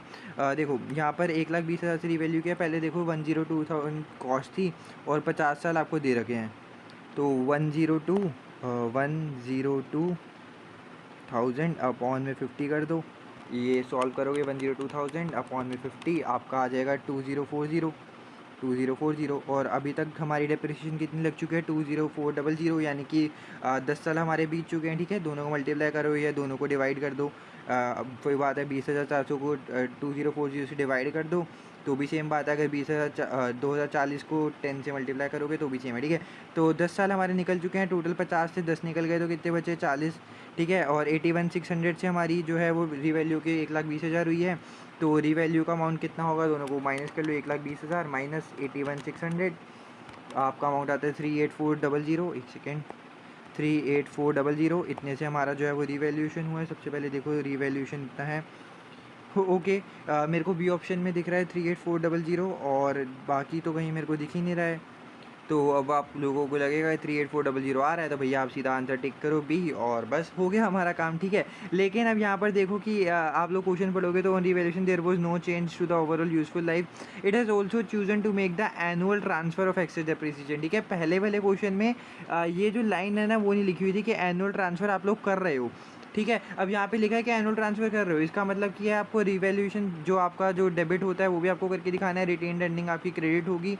जो हम एक्सेस डिप्रिसिएशन करते हैं, याद है ना कि अब जो रिवैल्यू करने से पहले कितना अमाउंट जा रहा था, फिर उसके बाद रिवैल्यू के बाद कितना जा रहा था, दोनों के बीच में डिफरेंस आता है, वो लोग हम उसको ट्रांसफ़र करते हैं रिवैल्यूएशन और रिटेन्ड अर्निंग में, तो वो आपको करना है, ठीक है। तो अगर आप 38,400 को सीधा सीधा टिक लगाओगे तो वो आपका गलत हो जाएगा, क्योंकि अभी हमारा 38,400 किससे आया, खाली रिवैल्यूएशन इतना करा है। तो अभी हम 38,400 अभी रख लेते हैं अपनी रिवैल्यूएशन के पास, बट अभी एक रिवैल्यूएशन सरप्लस में और भी एंट्री आने वाली है। तो आपको पता है क्या होता है, नॉर्मली हम रिवैल्यूएशन सरप्लस को क्रेडिट करते हैं, लेकिन अब वहाँ पे डेबिट करेंगे तो रिवैल्यूएशन सरप्लस जो है वो हमारा कम भी होगा। तो अब वो अमाउंट देखना है कितना होगा। तो देखो सबसे पहले 1,20,000 की हमारे को देख रहे हैं, प्रॉपर्टी हमारी हो चुकी है और हमारे पास 40 जो साल अभी भी रिमेनिंग लाइफ थे, तो 120,000 अपॉन में 40 कर दो, नॉर्मल आपका आंसर जो है वो आ जाएगा 3,000, यानी कि रिवैल्यूएशन के बाद आपकी डिप्रिसिएशन कितनी लग रही है, 3,000, ठीक है। और इससे पहले आपकी डिप्रिसिएशन लग रही थी 2,040, ठीक है, 2,040 आपकी डिप्रिसिएशन लग रही थी। तो एक्सेस कितना हो गया, दोनों को आप माइनस कर दो, 3,000 माइनस 2,040, तो आपकी एक्सेस डिप्रिसिएशन हो गई 960। अब आपको क्या करना है, आप नॉर्मल एंट्री पास करोगे, रिवैल्यूएशन सरप्लस इसको डेबिट करोगे टू रिटेन्ड अर्निंग, ये जो एक्सेस डिप्रिसिएशन लग रही है उसको ये एंट्री पास करोगे ना 960 से। अब इससे क्या होगा, पहले रिवैल्यूएशन सरप्लस आपका 38,400 से क्रेडिट हो रहा था, बट अब ये जब डेबिट होगा 960 से तो अमाउंट जो कम हो जाएगा। कितना अमाउंट हो जाएगा अभी, 38,400 माइनस करोगे 960, तो आपका आंसर आ जाएगा 37440। और ये ऑप्शन ऑप्शन जो है वो ए में हो जाएगा, ठीक है। तो ये आपको देखना है, एक एक वर्ड से दिक्कत आ जाती है। यहाँ पे देखो एनुअल ट्रांसफ़र कर रहे थे और पहले वाले क्वेश्चन में एनुअल ट्रांसफ़र नहीं कर रहे थे, तो इसलिए हमने ज़्यादा कुछ दिक्कत ली नहीं रिवैल्यूएशन सरप्लस में। नॉर्मल जो हमारा देखो इन दोनों के बीच में हम डिफरेंस आ रहा था, हमने वो रिवैल्यूएशन सरप्लस ले लिया। लेकिन अगर आप एक्सेस डिप्रिसिएशन ट्रांसफ़र करोगे तो आपको ये ऐसे पूरा क्वेश्चन करना है जैसे मैंने करा। तो इसीलिए आपका जो आंसर होगा वो हो जाएगा ये वाला आंसर, ऑप्शन ए जो होगा इसका करेक्ट ऑप्शन हो जाएगा, ओके। और डेप्रिसिएशन आपको पता ही है 3000 नॉर्मल, इसमें तो कुछ भी नहीं करना था। 1,20,000 को 40 से डिवाइड कर दो और वो सब आपको डेप्रिसिएशन निकालनी आएगी होगी कि टोटल ईयर्स कितने हैं और बाकी सब चीज़ें कैसे निकालते हैं। Question number 197, state whether each of the following true और false if the revaluation model is used for PPE, all items of must be subject to revaluation. देखो यहाँ पर ये जो स्टेटमेंट है आपको क्या समझ में आ रहा है कि जो है सारे आइटम्स आपको करने हैं। हमने देखा था कि ऑल क्लास मतलब सेम क्लास ऑफ एसेट के लिए सबको रिवैल्यू करना है, ये नहीं कि एक अलग क्लास का एक अलग क्लास का एक डिफरेंट टाइप का एसेट है, एक दूसरे टाइप का एसेट है। तो वो ज़रूरी नहीं है कि अगर एक बढ़ेगा तो दूसरा भी बढ़ेगा, ये बढ़ेगा। तो पहली statement falls. When an item of PP is revalued it is compulsory to make the annual transfer. नहीं यार, वही वापस सेम सेम क्वेश्चन आप क्यों दे रहे हो। आगे चलते हैं question 198, on 31 January 2008 Westwell company dispose of a building for 450,000, the building was accounted for using a revaluation model at the date of disposal after deduction of accumulated depreciation of 90,000, the building had a carrying amount of 310,000. It also had revaluation surplus in equity of 30,000. आपको बताना है कि profit on disposal कितना होगा, जो हम include करेंगे statement of profit and loss for the year 31 दिसंबर 2018। तो पूरे ईयर का ही लगभग आपको समझ में सब कुछ दे रखा है। तो आपको बताना है कि आप लोगों को प्रॉफिट कितना होगा, ठीक है। तो सबसे पहली बात, आपकी जो डिस्पोज करी है वो आप लोगों ने बिल्डिंग कितने की करी है, 450,000 की, ठीक है। रिवैल्यूएशन मॉडल आप यूज़ करते हो और आप लोगों को डिडक्शन करने के बाद ये सब चीज़ें करने के बाद कैरिंग अमाउंट जो था वो इतना बच रहा था और रिवैल्यूएशन सरप्लस में जो था वो 30,000 बच रहा था। तो अगर हमें देखो यहाँ पर सब साफ साफ हमें ये वाला अमाउंट तो दे रखा है कि हमने कितने में डिस्पोज करा है। तो सबसे पहली बात 450,000 तो होंगे और जो है हमारा कैरिंग अमाउंट 3,10,000 रुपये दे रखा था। तो 3,10,000 वाली चीज़ हम 4,50,000 में बेचेंगे तो कितना हो गया, 1,40,000, 1,40,000 इतने का हमारे को प्रॉफिट हो गया। अब ये जो डेप्रिसिएशन वाला चीज़ था कि हम लोग क्या था, कॉस्ट वॉस्ट था, हमें कैरिंग अमाउंट देखना कि हमारा एसेट का कैरिंग अमाउंट 3,10,000 हमारे को दिख रहा था बुक में, 4,50,000 का हमने बेच दिया। और ये जो 30,000 वाली चीज़ है आपको ऐसे ही गुमराह करने के लिए दे रखी है क्योंकि आपसे प्रॉफिट एंड लॉस में पूछा है। अगर आगे आपको कोई क्वेश्चन दिखेगा कि कॉम्प्रिहेंसिव इनकम या मतलब दिखाना है कि changes in equity revaluation surplus का भी इम्पैक्ट दिखाओ, तो हम थोड़ा उसकी बात करते हैं। बट अभी इस क्वेश्चन में कोई ज़रूरत नहीं है, बस 1,40,000 का आपको प्रॉफिट हो गया। आगे चलते हैं question 199, when a revalued building is disposed of, आपकी कोई बिल्डिंग रीवैल्यू हुई है उसके बाद आपने उसको बेचा है, how is the revaluation surplus relating to that asset at the date of disposal accounted for. तो आप उसको कैसे रिकॉर्ड करोगे, कहना चाह रहे हैं, ठीक है। It is transferred from revaluation surplus to accumulated depreciation. नहीं जी, ऐसा तो कुछ भी नहीं होता। आप लोगों को पता है कि जो भी हम अगर रिवैल्यू करके अगर हम डिस्पोज वगैरह कर रहे हैं तो उसको रिवैल्यूएशन सरप्लस के बाद रिटेन्ड अर्निंग में डालते हैं। रिवैल्यूएशन सरप्लस से पीपी में डालते हो, नहीं। रिवैल्यूएशन प्रॉफिट, नहीं। Revaluation surplus to retained earning, yes. ये डी ऑप्शन, ये तो हम काफ़ी टाइम से ही पढ़ते आ रहे हैं, तो आपको आई होप क्लियर ही होगा। इसके बाद क्वेश्चन नंबर 200 जो कि हमारे इस चैप्टर का भी लास्ट क्वेश्चन है। Business has an accounting year इतना, it purchase an item of plant and on 1 April, cost है इतनी, 3 ईयर मेंटेनेंस एग्रीमेंट आपको दे रखा है 450 का, ठीक है। आपको पता है मेंटेनेंस एग्रीमेंट का आपको क्या करना है क्या नहीं करना। टोटल इतनी दे रखी है बट आपको कॉस्ट, ठीक है, आपको पता है कि क्या क्या चीज़ें हम इंक्लूड करते हैं एसेट में, क्या क्या नहीं करते। At the date of purchase the item of plant and equipment had an estimated useful life to the business of 5 years and estimated residual value 2,000 की। Item of plant was traded in for a replacement item, 30 सितंबर को इसको trade कर दिया गया। Value कितनी थी, 5,000 रुपये की। Depreciation 20,000 per annum, straight line basis with a pro rated charge, ठीक है। हमें बताना है प्रॉफिट और लॉस कितना होगा डिस्पोजल के टाइम पे। ज़्यादा मुश्किल क्वेश्चन दिख नहीं रहा है। देखो सबसे पहली बात 15,000 की मेरे को कॉस्ट दिख ही रही है, 5 साल का है, रेजिडुअल वैल्यू भी है। तो सबसे पहली बात 15,000 में से 2,000 माइनस कर दो, अपॉन में 5 कर दो, तो 13,000 अपॉन 5। तो आपकी जो डिप्रिसिएशन नॉर्मल बन जाने वाली है वो बनेगी 2,600, ठीक है। 15 माइनस टू अपॉन 5, 15,000 में से 2,000 गए, अपॉन में 5 कर दिया, 2600 बन गई। आप डिप्रिसिएशन ऐसे भी निकाल सकते हो कि आपकी देखो 15,000 आपकी कॉस्ट है, रेजिडुअल वैल्यू 13,000 बच गई, फिर 13,000 पे आप 20% कर दो, वो भी 2600 बनता है। तो डिप्रिसिएशन जो है हमारी 2600 की बन जाएगी, ठीक है। उसके बाद हम लोगों को बताना है कि प्रॉफिट और लॉस आपका कितना हो रहा है।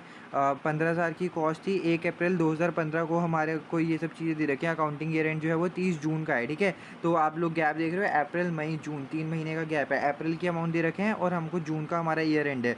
तो आपको बताना है कि क्या होगा प्रॉफिट और लॉस। अब देखो आप टोटल ईयर काउंट कर सकते हो, 1 अप्रैल से है 2015 से, और हमने ट्रेड किया है 30 सितंबर 2018 को। देखो अप्रैल मई जून जुलाई अगस्त सितंबर, ये जो है वो टोटल आपके जो हैं 6 महीने हो जाते हैं, ठीक है। 2015 से लेकर अगर 18 तक देखो, अप्रैल मई जून जुलाई अगस्त और सितंबर पूरा महीना, 6 महीने, ठीक है। और उसके बाद आपको देखना है कि आपका अकाउंटिंग ईयर एंड जो है वो 30 जून का है। बट आप देखो कि अगर हम 1 अप्रैल 2015 से 1 अप्रैल 28/5 से अगर हम ले और 30 सितंबर 28/8 तक ले लेते हैं, ठीक है। तो ये जो है बीच में 6 ईयर्स का गैप, 6 महीने का गैप हो गया। फिर अगर आप यहाँ से X5 से X6 तक जाओगे 1 साल, फिर X6 से X7 पे जाओगे 2 साल, और X7 से X8 पे जाओगे 3 साल, ठीक है। 3 साल हो गए और आपके 6 महीने हो गए, यानी कि 3 साल 6 महीने का मतलब हो गया 3.5 महीने, 3.5 साल, यानी कि 3.5 ईयर्स, ठीक है। आप लोग इसको मंथ के हिसाब से भी कैलकुलेट कर सकते हो। देखो अगर हम 3 साल हो गए तो 3 साल में कितने महीने हुए, 36 महीने, प्लस 6 महीने जो आपके इसके जोड़ लिए, यहाँ से देखें अप्रैल से लेकर सितंबर तक, तो 42 मंथ्स हो गए। आप उसके हिसाब से भी कर सकते हो। वरना आप देख रहे हो कि साथ साथ 3 साल 6 महीने, 3 साल 6 महीने का मतलब हो गया कि आधे महीने बीत गए हैं, तो 3 साल और 6 महीने उसके मतलब 3.5 साल हो गए। तो सेम चीज़ है, जैसे भी आप करना चाहो। तो अब देखो डिप्रिसिएशन जो थी वो मेरी थी 2600, ये आपको डिप्रिसिएशन थी 2600। मेरी डिप्रिसिएशन अगर 3.5 साल तक लगेगी, नॉर्मल 2600 मल्टीप्लाई बाई 3.5 तो 9100 होता है। और आपकी कॉस्ट जो थी वो थी 15,000 रुपये, तो दोनों को माइनस करा तो मेरा आंसर आ रहा है 5900। बट आप लोगों ने जो चीज़ है उसको कितने में बेच दिया, 5,000 में, तो आपको लॉस हो जाएगा कितने का, 900 का। आई होप आपको सारी चीज़ें क्लियर हैं। थोड़ा यहाँ पे गूचड़ मुचड़ सा हो रखा है, बट वही है सेम चीज़। आपको आई होप आपको सब चीज़ें समझ में आ रही हो। बाकी आप देखो स्पेस थोड़ी सी लिमिट थी तो यहाँ पर ही कर दिया। बाकी हम रफ वर्क में भी कर सकते हैं चीज़, बट कोई दिक्कत की बात नहीं। आई होप आपको क्लियर हो गई होगी चीज़ें। नहीं समझ में आया तो एक बार यार रिवाइंड करके देखो। वीडियो का यही फ़ायदा होता है कि आप लोग रिवाइंड करके देख सकते हो, ठीक है। तो बाकी मिलते हैं नेक्स्ट वीडियो में। अगर वीडियो अच्छी लगे तो लाइक कर देना, चैनल पर नए सब्सक्राइब कर देना। मिलते हैं नेक्स्ट वीडियो में, बाय बाय।